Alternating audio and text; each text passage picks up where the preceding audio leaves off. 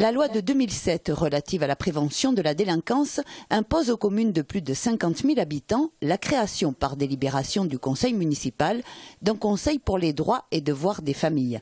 Le CDDF comprend des représentants de l'État, de la mairie, des collectivités territoriales ainsi que des personnes œuvrant dans le domaine éducatif, de l'insertion et de la prévention. Il vise notamment à rétablir le lien entre les familles et les institutions. Je prends l'exemple de l'école.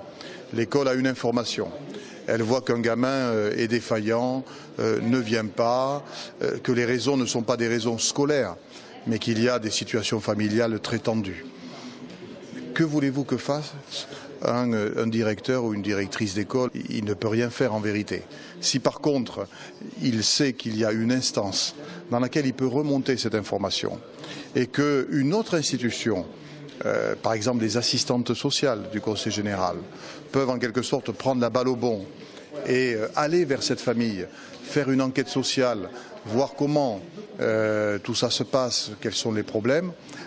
Voilà. Donc le but de cette instance, c'est véritablement de mettre ensemble les autorités qui interviennent sur le champ, je dirais, social. Durant sa mandature, Pierre Cohen n'avait pas souhaité la mise en place de ce conseil créé sous la présidence de Nicolas Sarkozy qui instaure, selon l'opposition, des maires shérifs. Ils auraient la possibilité de sanctionner les parents de mineurs délinquants en leur supprimant les allocations familiales. Jean-Luc Moudenc a précisé que ce n'était pas dans le pouvoir du maire ni du CDDF, mais de la caisse d'allocation familiale qui sera invitée à être partie prenante de ce conseil. Ce conseil nous semblait inutile et d'ailleurs il a été par l'AMF, l'Association des maires de France, qui est tenue par l'UMP, avait été considéré comme inutile et sans intérêt. Le débat qui avait eu lieu il y a 8 ans sur la possibilité d'enlever des allocations familiales aux parents, eh bien il faut savoir que ça existe. Des endroits où les parents ne jouent pas leur rôle, ne sont pas assez responsables par rapport à leurs enfants. Il y a aujourd'hui des mécanismes de professionnels qui peuvent